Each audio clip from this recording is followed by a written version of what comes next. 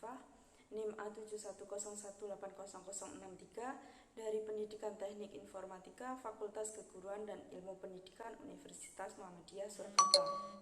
Perkenalkan, saya Riki Rosita Rahayu, NIM A7101800858, mahasiswi dari Program Studi Pendidikan Teknik Informatika Fakultas Keguruan dan Ilmu Pendidikan Universitas Muhammadiyah Surakarta.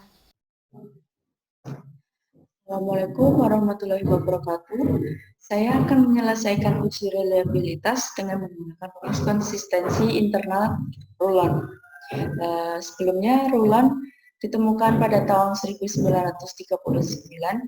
yang merumuskan suatu formula untuk mengestimasi reliabilitas belah dua tanpa perlu berasumsi bahwa kedua belahan mempunyai varian yang sama. Tunjuk tentang tinggi rendahnya reliabilitas tes itu dapat diperoleh lewat perbedaan antar skor-skor yang berhasil dicapai oleh tes pada belahan 1 dengan belahan 2 yang dilambangkan dengan huruf D atau different.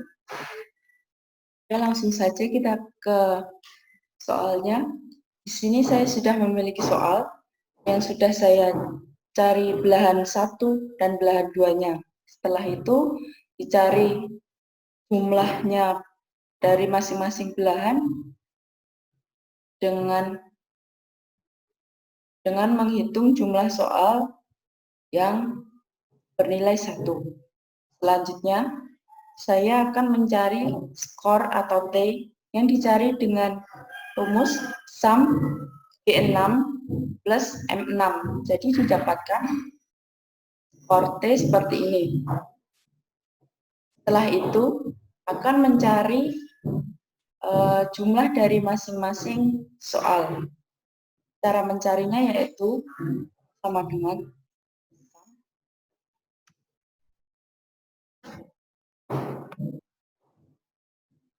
dari B6 ke B13. Enter.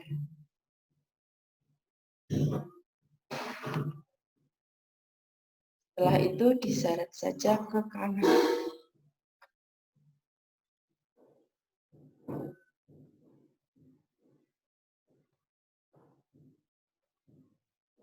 Dan seperti ini sudah didapatkan jumlah dari masing-masing angket soal dan jumlah dari belahan soal 1 dan belahan soal 2, kemudian jumlah dari skor atau T. Selanjutnya, skor atau T akan saya pindahkan di sini dengan rumus yang sama, yaitu sum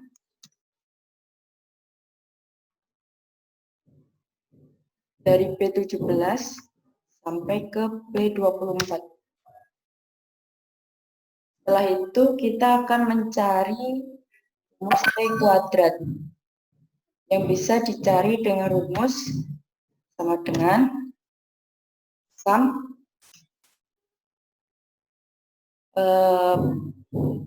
B17 pangkat 2.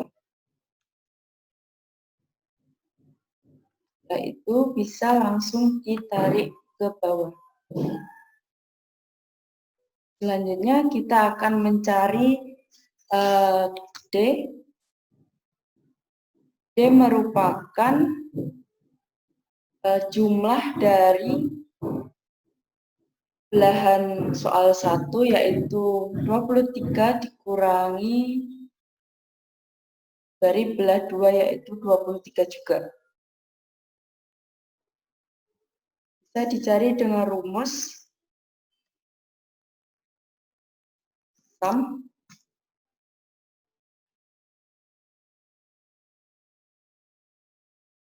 dari G6 min M6. Jadi didapatkan D sama dengan 0. Selanjutnya bisa ditarik ke bawah.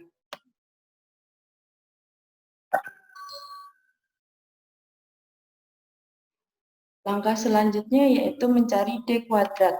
Bisa dicari dengan rumus sama dengan sum dari D17 pangkat 2.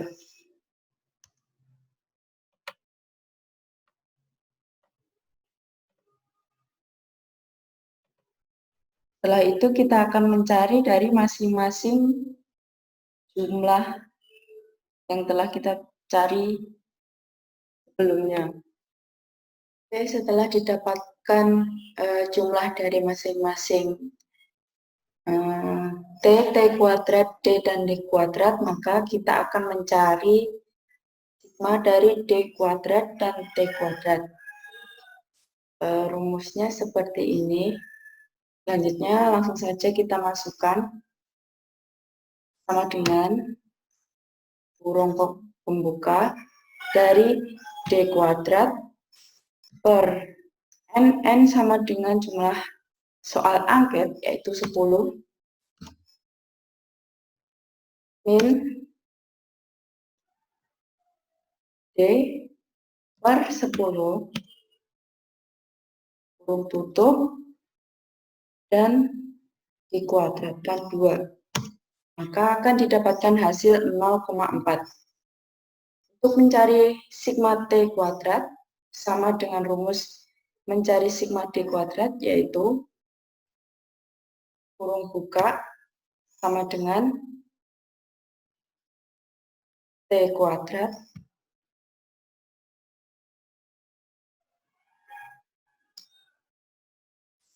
sama dengan T kuadrat per 10 min T per 10 kurung tutup dikuadratkan 2. Maka akan didapatkan hasil 5,64. Dan selanjutnya kita akan mencari R11 dari rumus Rulon, yaitu 1 min SD kuadrat per ST kuadrat. Langsung saja kita masukkan sama dengan 1 min sigma dari D kuadrat per sigma dari T kuadrat. Maka akan didapatkan hasil 0,92 sekian-sekian. Yang terakhir kita akan mencari keputusan uji reliabilitas dengan rumus Rulon, yaitu dengan sama dengan jika atau if R11 lebih besar sama dengan 0,7, maka reliable.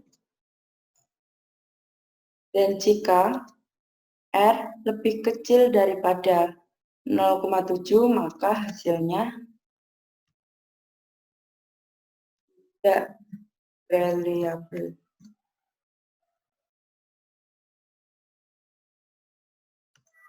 Maka hasil yang akan didapatkan adalah reliable. Sekian dari uji reliabilitas dengan rumus Rulon. Kurang lebihnya mohon maaf. Wassalamualaikum warahmatullahi wabarakatuh. Assalamualaikum warahmatullahi wabarakatuh. Saya akan menyelesaikan uji reliabilitas dengan menggunakan rumus konsistensi internal Flanagan. Sebelumnya, rumus Flanagan untuk estimasi koefisien reliabilitas adalah sebagai berikut menurut Mardabi tahun 2017 halaman 61. Oke, langsung saja kita hitung. Setelah kita membelah 2 seperti ini, maka akan didapatkan jumlah dari X sebesar 23 dan jumlah dari Z 23 juga. Setelah itu kita akan mencari dari X kuadrat dengan rumus sum dari X pangkat 2. Maka akan didapatkan hasil seperti ini dan langsung bisa ditarik ke bawah.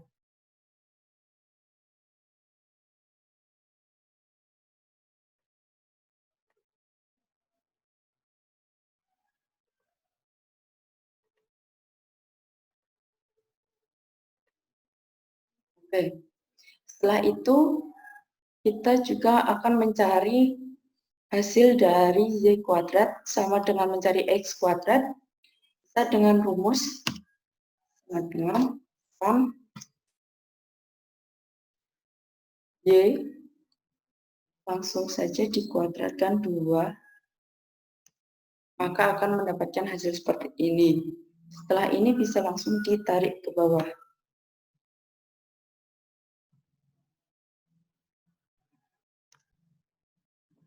Setelah itu kita akan mencari jumlah dari X kuadrat. Dengan rumus sum dari ini sampai ini. Maka akan didapatkan hasil 69. Sama dengan X2, kita juga akan mencari jumlah dari Y kuadrat. Dengan sum dari sini, akan didapatkan hasil 67. Setelah kita sudah menemukan hasil dari masing-masing angket, setelah itu kita akan mencari sigma dari X kuadrat, sigma dari Y kuadrat, dan sigma dari total. Sigma dari X kuadrat dapat dicari dengan rumus sama dengan kurung buka X kuadrat per N, N sama dengan jumlah angket, yaitu 10, min X per 10, dan dikuadratkan 2. Maka akan didapatkan hasil 21,16. Sama dengan mencari sigma X kuadrat, bisa dicari dengan rumus sama dengan kurung buka Y kuadrat per 10 min Y per 10 kurung tutup dan dikuadratkan 2. Maka akan didapatkan hasil 19,36. Untuk mencari sigma T kuadrat sama dengan sebelumnya, yaitu sama dengan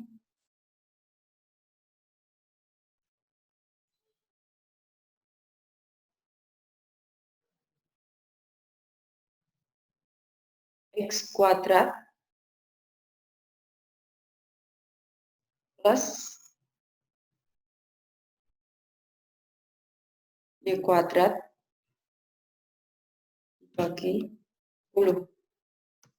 Maka akan didapatkan hasil 75,7. Setelah itu kita akan mencari R11 dengan rumus Flanagan, yaitu 2 kali 1 kurangi ST kuadrat kurangi SE kuadrat plus SY kuadrat per ST kuadrat. Langsung saja kita masukkan rumusnya dengan 2 kurung buka 2 kali 1 min sigma dari X kuadrat min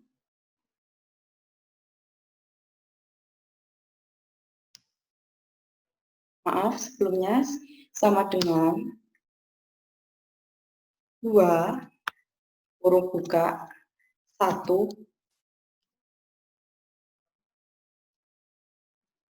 min sigma dari X kuadrat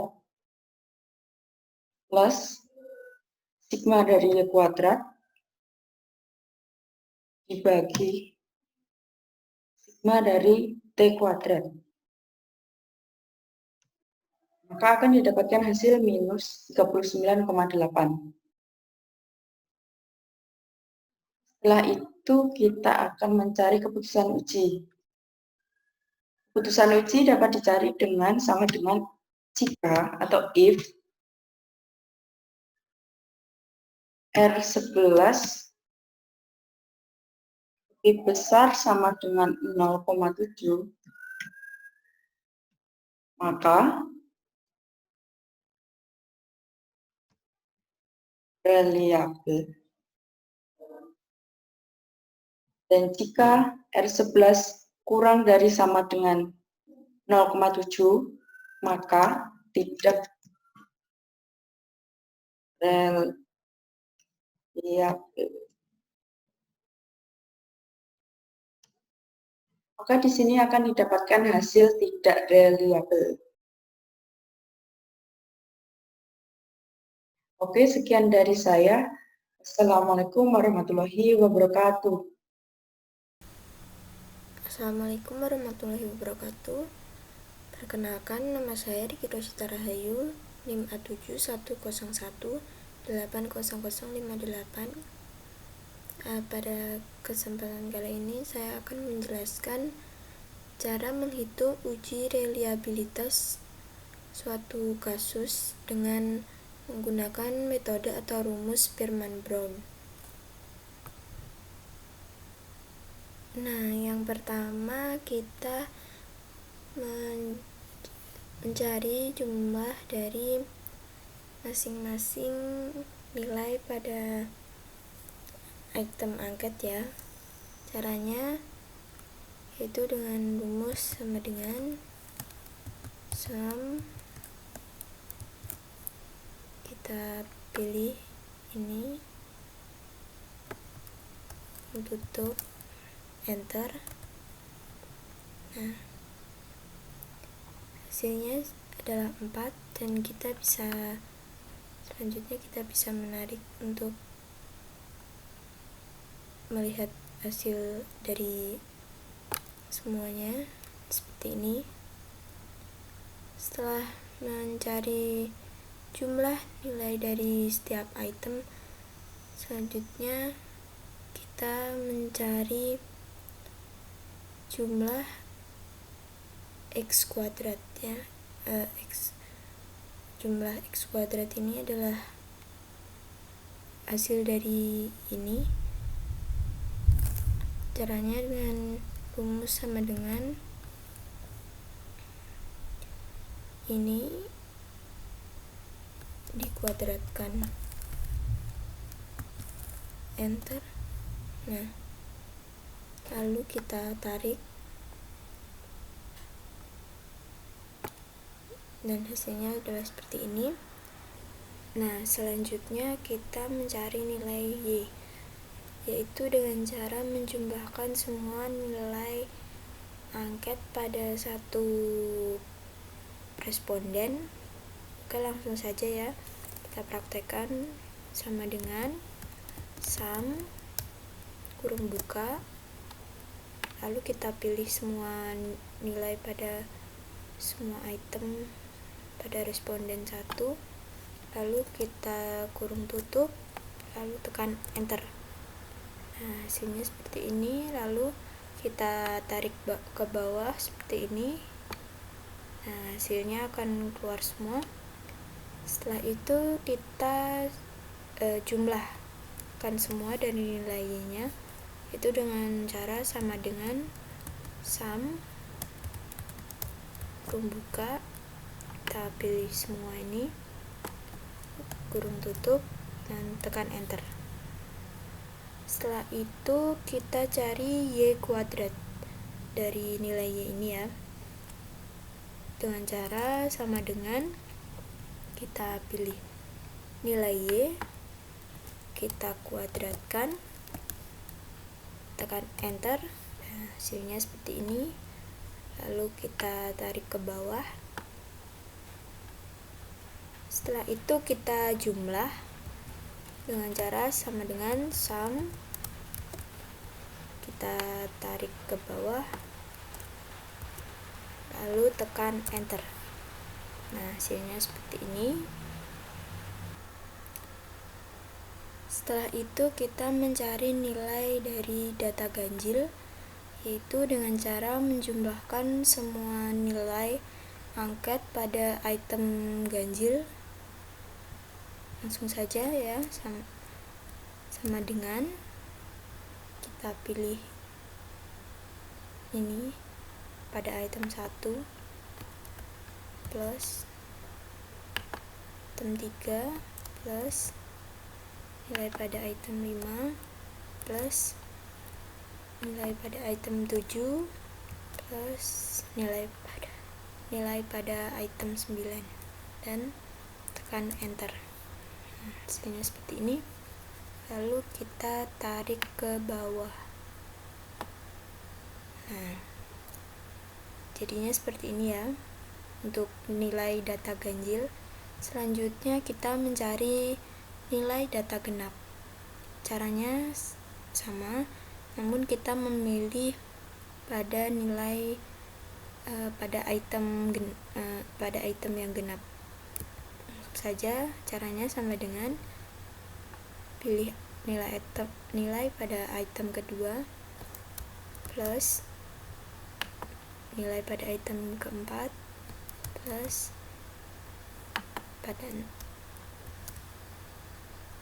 lalu pada item ke-8 plus nilai pada item ke-10 dan tekan enter.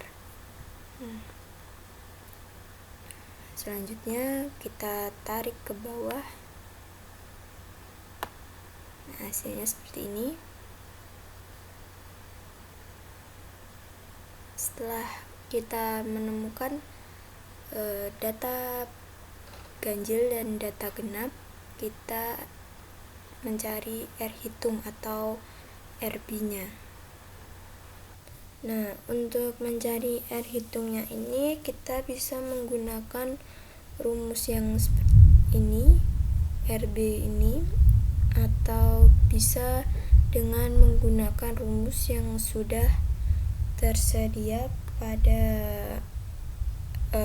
Excel dengan menggunakan Corel. Oke, langsung saja dipraktekkan ya. Sama dengan Corel kurung buka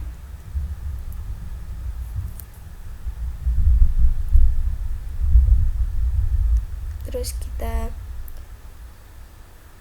kita pilih nilai data ganjil, lalu titik koma, lalu pilih nilai data genap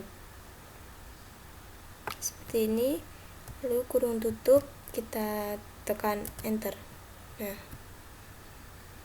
hasilnya adalah min 0,81 sekian. Setelah itu kita cari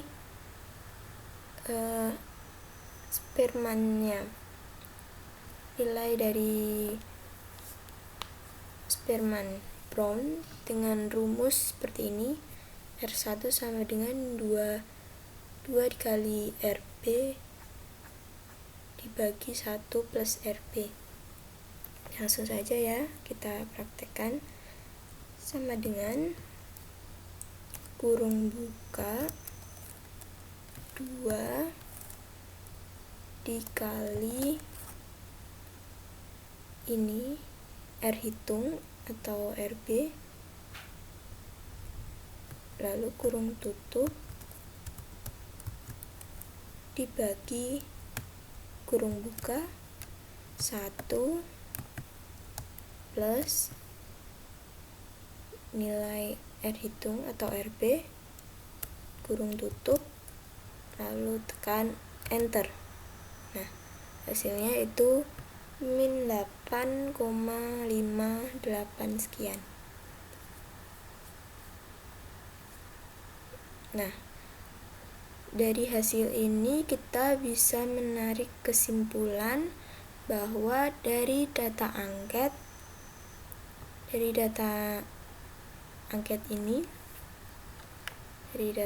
ini bisa ditarik kesimpulan bahwa uji reliabilitas data dengan rumus Sperman-Brown itu tidak reliabel. Kenapa tidak reliabel? Karena hasil dari uji reliabilitas dengan rumus Sperman-Brown ini hasilnya itu adalah min 8,58 dan itu tidak memenuhi dari kategori ini. Lalu kategorinya kita bisa simpulkan bahwa RI lebih kecil dari 0,20 dan kategorinya itu adalah sangat rendah. Nah, sekian. Ini adalah cara uji reliabilitas suatu data atau kasus dengan rumus Sperman-Brown dengan nilai angket yang ini ya. Sekian, ini adalah tutorial menghitung uji reliabilitas dengan rumus Sperman-Brown dari saya. Terima kasih. Apabila ada kesalahan dan kekurangan saya mohon maaf. Assalamualaikum warahmatullahi wabarakatuh.